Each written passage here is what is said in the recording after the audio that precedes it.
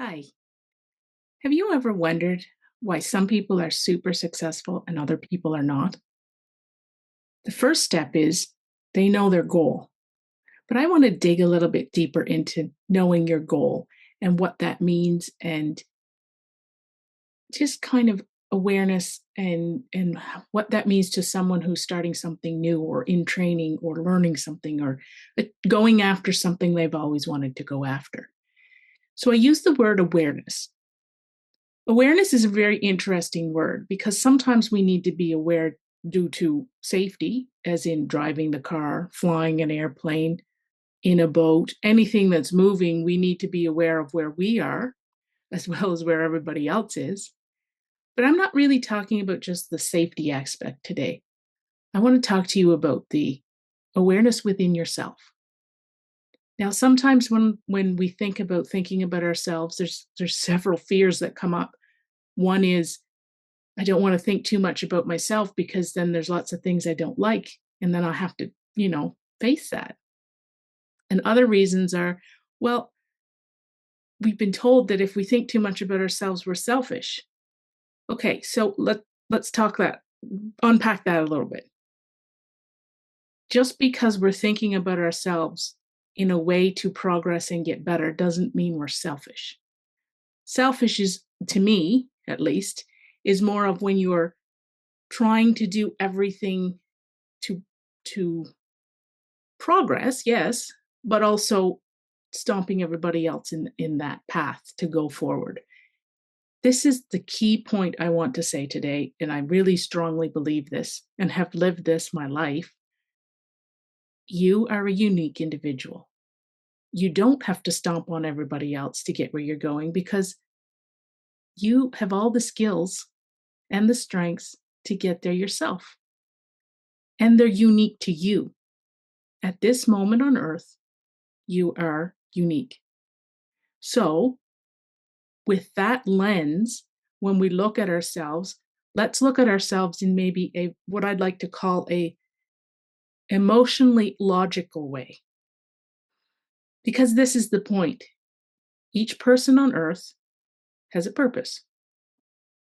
That purpose, you are equipped to do it because you have certain strengths and you have certain weaknesses. Now, weaknesses are something we can work on. Strengths are something that come a little easier to us.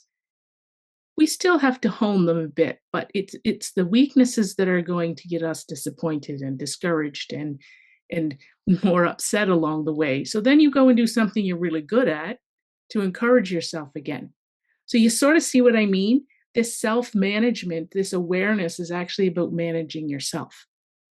There's nothing selfish about that. That you're actually doing your coworkers, your co-trainers, trainees, your trainers, everybody a favor if you know yourself and you can manage yourself in a situation. Now, I'm a little bit farther along in my life than maybe an 18-year-old going to university. So I have learned these things. But the thing is, I was 18 as well. And I went through a period of time right after high school where I didn't do anything for a year. I was babysitting and working at a department store part time. So, you're 18, you graduate high school, you're ready to just go out there and pump it and achieve things and just win at life. Well, a school, I couldn't get into the school I wanted to get into. I didn't find out till too late to apply to another school. So some things are not within our control, right? We can't make a university or a college take us in, but we can manage ourselves. And this is the whole point in your success in anything you set your mind to. How can I manage myself to get to where I'm going? There's a couple things that are what we call it Murphy's Law or life or human error. All these things you're going to face in things you do in life or throughout your life. You might not when you're in university, but you might when you're in a job. And some of those things are you're going to be discouraged. It's going to involve more work than maybe you expected. You're going to get people that you deal with that they're just not necessarily the nicest people in the world, and they're not encouraging. So this is again why you have to know what you bring to the table. Because if you don't know what you bring to the table, it's very easy to lose your footing and your grounding. So, how can we learn what we bring to the table? So, there's a couple things that I learned in my life to use and I'd like to pass on. And one of the skills that I've learned is to reflect on my childhood. When I was a kid, now sometimes reflecting can bring up bad memories that try and remove yourself from that and think about what was I really good at when I was a kid? What did I really enjoy? What could I do without really thinking a lot about it? Like an example that I know I'm not good at is sports. I never could get the basket in the net in basketball. I was good defense. I could fight for the ball, but I was never the one that should be shooting it at the basket because guaranteed 9 out of 10 times I wasn't going to get it in. So there again, I didn't need to try and get it in the basket because I knew someone else probably had a much better chance than I did. So I liked the defense. I'm a taller person, I'm a bigger person, so defense was actually fit right in with my character and what was I was good at. So that's just a small example of how to learn what you're good at and what you're not good at. Um, One thing I did love to do as a child is I loved being on the go, riding my bicycle, being in the car, being in a boat, anything that I was on the move, I loved it. Well, that's why I chose eventually to be a pilot because nothing makes me happier than being in the cockpit and just being on the move. It's a little chaotic, but also stability in my life is not the high priority for me. A lot of people like to come home at night every night. They like to be in the same place, have all their things, and I enjoy that, but it's not the highest priority to me. I like to feel the freedom. So that's kind of some examples about reflecting on your childhood and what did you like. Another thing that can happen in our childhood is there are what I call sparks. I have a friend who, when he was 5 years old, he flew in an airplane and he knew from that age that that's what he wanted to do. So that was a spark in his life. So there's different things that will happen. It might not be when you're really young. Maybe it's when you're a little bit older. Maybe it's when you're a teenager. Maybe it's when you've graduated high school and you've tried to go to university or to school and you're like, no, I don't like that. No, I didn't really like that. So there's no timeline. This is your life. You get to design your life the way you want to design your life. Now, I understand there are some challenges that come up with that, and there's your parents have a say in what you do and have encouraged you one way or the other. And that's okay. That's I believe you should respect your parents and respect the people that are supporting you. But also get within yourself. So the first important thing is to be self-aware, to know yourself. You're 24/7 in your own head, so you better be able to live with yourself peacefully because nobody else has to spend that much time with you. So step 1 we talked about today is self-awareness and knowing what you want to do and knowing what you're good at and knowing what direction to even start in. That is step 1. And some takeaways on how to get to step 1 or how to accomplish step 1.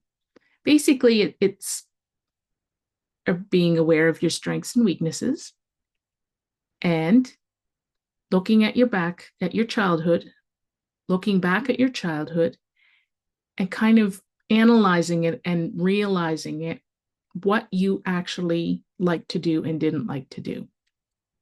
So, a couple suggestions.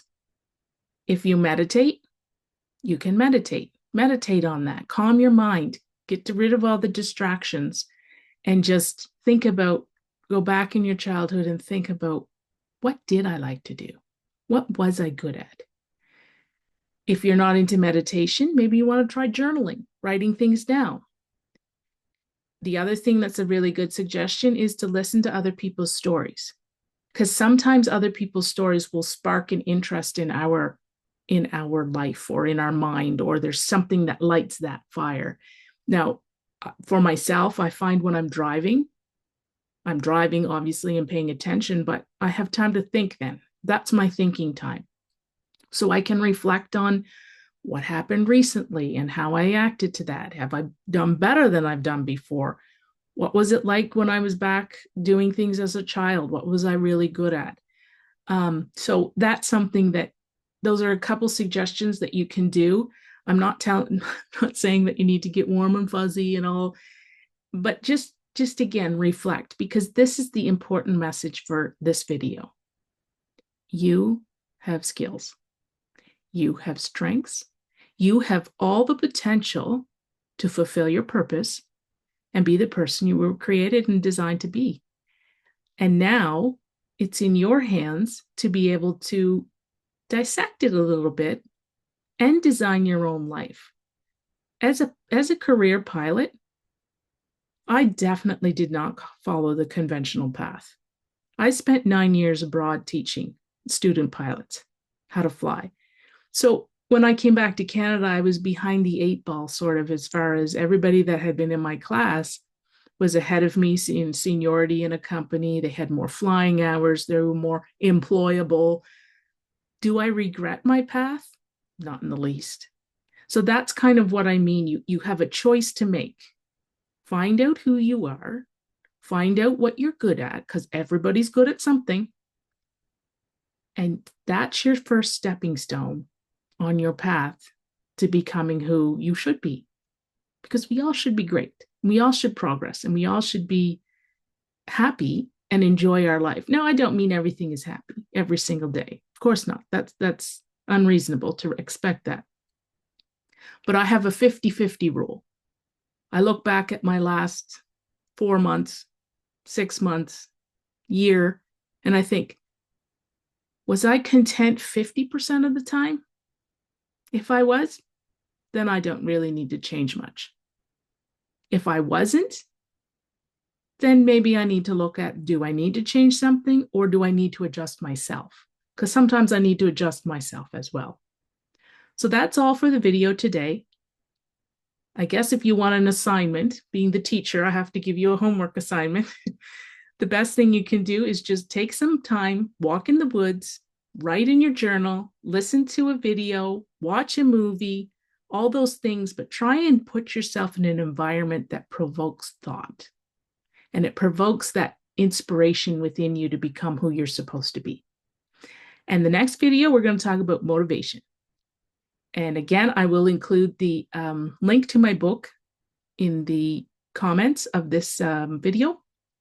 And you can go ahead and these videos will reflect that book. I'm not necessarily going chapter by chapter, but it will reflect what the message in the book is. Thank you.